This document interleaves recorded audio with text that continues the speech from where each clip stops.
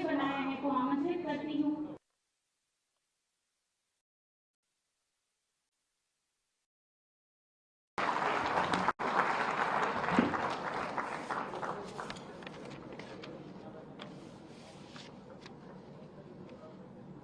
AIIMS Gorakhpur की दो महत्वपूर्ण सेवाओं के शुभारंभ के अवसर पर आयोजित आज के इस कार्यक्रम में गोरखपुर के लोकप्रिय सांसद श्री रविकिशन जी, अध्यक्ष AIIMS Shri Desh Deepak Verma ji, executive director AIIMS professor Gopal Krishna Pal ji, महापौर गोरखपुर डॉक्टर मंगलेश श्रीवास्तव जी, आज इस समारोह में उपस्थित गोरखपुर के हमारे माननीय जनप्रतिनिधिगण एमएलसी डॉक्टर धर्मेंद्र सिंह जी, माननीय विधायक श्री राजेश त्रिपाठी जी, श्री विपिन सिंह जी, श्री महेंद्रपाल सिंह जी, एम्स गोरखपुर के सभी फैकल्टी मेंबर्स, यहाँ के सभी स्टूडेंट्स और उपस्थित बहनों और भाइयों, एम्स गोरखपुर में ब्लड बैंक और डायलिसिस सेंटर के शुभारंभ के अवसर पर मैं आप सबको हृदय से बधाई देता हूँ।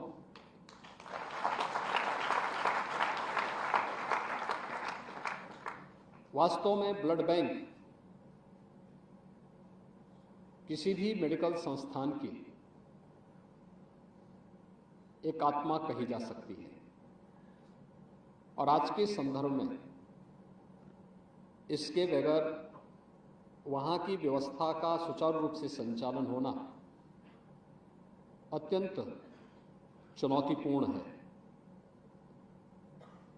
एम्स गोरखपुर में यह सुविधा अब प्रारंभ हो गई है और मुझे लगता है कि एक एक करके उन सभी सुविधाओं में यहाँ वृद्धि हो रही है जो वर्षों से लोगों की एक भावनाएं थी। मुझे बताया गया कि एफएसएस की सुविधा से युक्त यहाँ पे ब्लड बैंक पहले चरण में ही प्रारंभ हो रहा है। कितना कठिन था। मुझे याद है आज से 20 वर्ष 25 वर्ष पहले गोरखपुर में 2-3 ब्लड बैंक थे और उस समय भी केवल होल ब्लड ही निकलता था।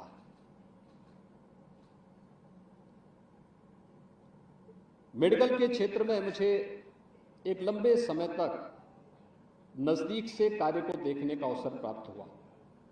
पहले बीआरडी मेडिकल कॉलेज में, खासतौर पर जब इंसेफेलाइटिस से जुड़े हुए मरीजों के उपचार और उस व्यवस्था को नज़दीक से देखने का मुझे एक अलग अनुभव वहाँ देखने को मिला था। बाद में गोरखनाथ मंदिर ट्रस्ट के द्वारा एक छोटे से हॉस्पिटल का संचालन प्रारंभ हुआ, एक चैरिटी हॉस्पिटल। वहां की कार्य पद्धति को भी बहुत नजदीक से देखता था और मुझे आश्चर्य होता है कि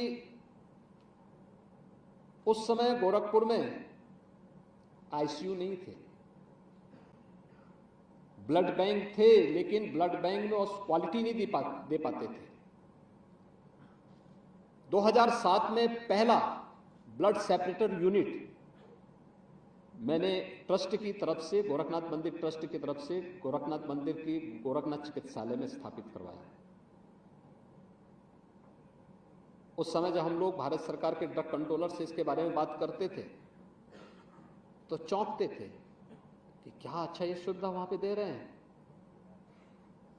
और 2014 में एफएसएस की पहली यूनिट हम लोगों ने गोरखनाथ मंदिर ट्रस्ट के हॉस्पिटल में लगाई।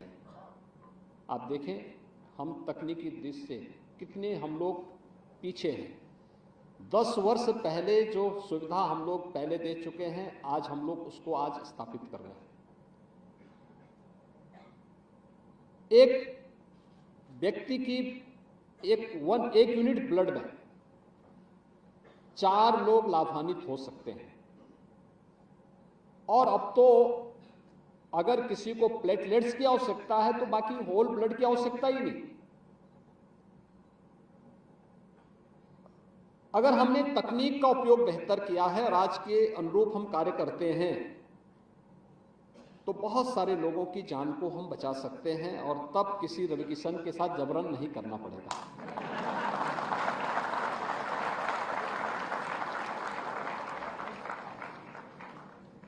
दूसरा, लोगों को वॉलंटरी इस कार्यक्रम के साथ जोड़ने के लिए भी हमें तैयार करना होगा। और दूसरा, डायलिसिस की सुविधा। गोरखपुर में डायलिसिस नहीं होती थी, डेंगू बहुत था, यानी इंसेफ्लाइटिस के बाद, इंसेफ्लाइटिस यहां पे 77-78 में पहली बार देखने को मिला था और बीआरडी मेडिकल कॉलेज के हमारे चिकित्सकों ने बहुत मेहनत भी की। अकेला संस्थान था, संसाधनों के अभाव में भी उन लोगों ने मेहनत करके अपने स्तर पर प्रयास किया। लेकिन इसका एक दुखद पहलू भी है, इस पे रिसर्च पेपर नहीं लिखे गए। स्टडी जिस स्तर पर होनी चाहिए थी स्थानीय स्तर पर नहीं हो पाई। लेकिन जो वहां आता था उस पर समय पे आ गया तो रिलीफ लेकर के जाता था। आज बीआरडी मेडिकल कॉलेज में आप जाएंगे, आपको वहां एक अत्याधुनिक केंद्र देखने को मिलेगा। पीडियाट्रिक्स डिपार्टमेंट कैसे काम होना है, कैसे बच्चों की बेहतर सुविधाएं हम दे सकते हैं, पेशेंट केयर कैसे होना है, ये सुविधाएं आज वहां देखने को मिलेंगी। सुपर स्पेशलिटी का ब्लॉक कैसे फंक्शनल होना चाहिए, यह भी वहां देखने को आपको मिलेगा। और मैंने इसीलिए कहा कि एक स्वस्थ प्रतिस्पर्धा खड़ी हुई है एम्स गोरखपुर में और बीआरडी मेडिकल कॉलेज में, और इस स्वस्थ प्रतिस्पर्धा क्वालिटी को लेकर के होनी चाहिए, आगे बढ़नी चाहिए और देखना चाहिए कि कौन बेहतर करके दिखाता है, कौन अपने आप को साबित करता है। प्रतिस्पर्धा में जो आगे बढ़ेगा, आपके साथ नाम है, उनके पास काम है, और इस स्वस्थ प्रतिस्पर्धा में जो आगे बढ़ेगा वो अपने वजूद को बहुत लंबे समय तक और लंबी दूरी तक आगे बढ़ाने में सफल होगा। और ये सारा दारोमदार आप सब पे निर्भर करेगा, यहाँ के फैकल्टीज पे, यहाँ के रेजिडेंट डॉक्टर्स पे, यहाँ के जो स्टूडेंट्स हैं उन सब पे ये निर्भर करेगा कि वे किस रूप में कैसे इसको आगे बढ़ाते हैं। याद रखना, नकारात्मकता किसी को कभी आगे नहीं बढ़ा सकती। आपने जीवन में सफल उस व्यक्ति को होते हुए नहीं देखा होगा जिसने हमेशा दूसरों का पैर खींचा होगा।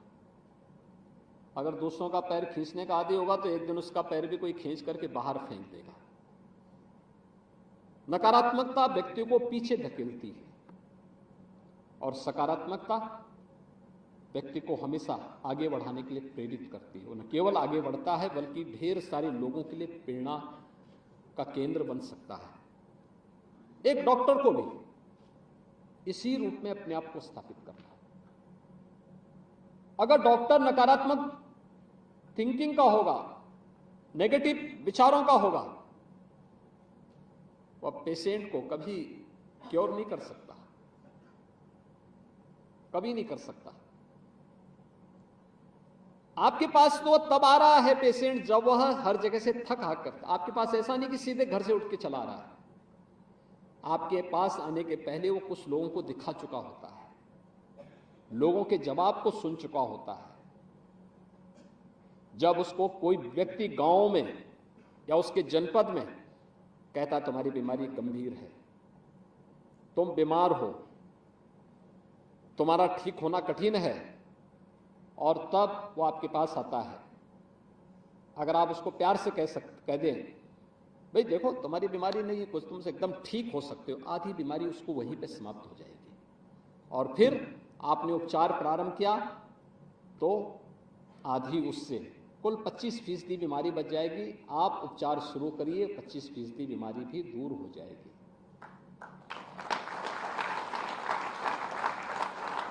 मैंने हमेशा इस बात को देखा है। कोरोना शुरू हुआ था, कोरोना महामारी आई और कोरोना महामारी के आने पर जब 22 मार्च को प्रधानमंत्री जी ने, देखिए यही महीना है, आज से 4 वर्ष पहले उन्होंने आह्वान किया था देश के अंदर थाली बजाने का। पूरे देश के लोग शाम को अपने घरों के ऊपर इस अभियान के साथ जुड़े थे। लोगों की मानसिकता को, नेशन के मूड को जानने का एक अवसर था। जैसे कार्यक्रम संपन्न हुआ, मेरे पास तत्कालीन राष्ट्रपति जी का फोन आया। उन्होंने कहा, योगी जी हम लोग यूपी से चिंतित हैं, यूपी का क्या होगा। मैं संजोग से गोरखपुर में था।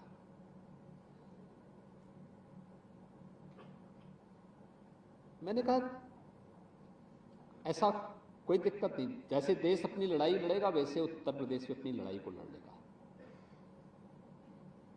लेकिन बीमारी कोई चीज नहीं होती है, उसको लड़ने की इच्छा शक्ति होनी चाहिए और इच्छा शक्ति लीडरशिप पे निर्भर करती है। हमारे पास प्रधानमंत्री मोदी जी की लीडरशिप है, हम लोग इस पे विजय प्राप्त करेंगे।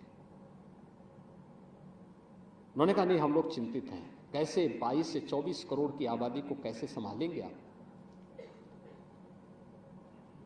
मैंने उन्हें आश्वस्त किया, मैंने कहा आप चिंता मत करिए, कंट्रोल हो जाएगा। अभी मैं सोच ही रहा था, तब तक फिर उपराष्ट्रपति जी का फोन आ गया। उन्होंने कहा, योगी जी आप कहाँ हैं। मैंने कहा मैं लखनऊ से बाहर हूं।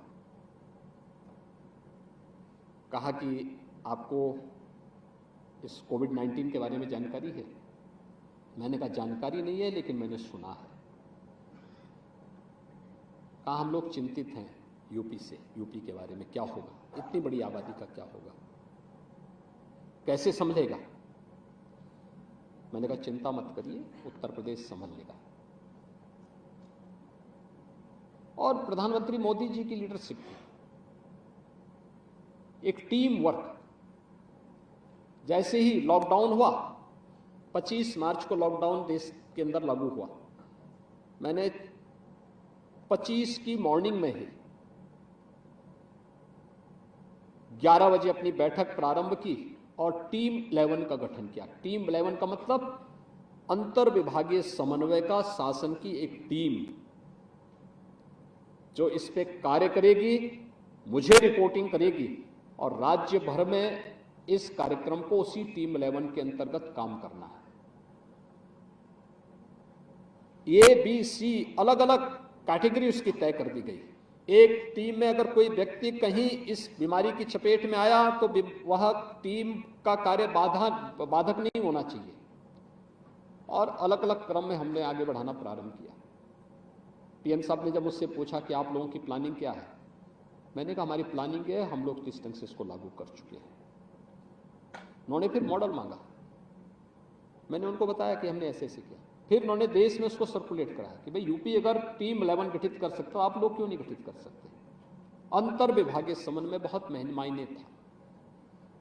और ये अंतर विभागीय समन्वय का कार्य हम लोगों ने कहां से प्रारंभ किया था। इसमें हेल्थ भी था, एजुकेशन भी था, सैनिटाइजेशन के लिए हमारी अर्बन एंड रूरल डेवलपमेंट भी था, पंचायती राज भी था, फूड एंड सिविल सप्लाईज को भी हमने इसके साथ जोड़ा था जिससे कोई व्यक्ति भूखों न मरे। ट्रांसपोर्ट को भी इसके साथ जोड़ा था, लॉ एंड ऑर्डर की स्थिति को भी मेंटेन बनाए रखना था, तो इसलिए इसमें पुलिस को भी, गृह विभाग को भी इसके साथ जोड़ा गया था। ऐसे 11 विभागों को एक बना करके हमने काम किया।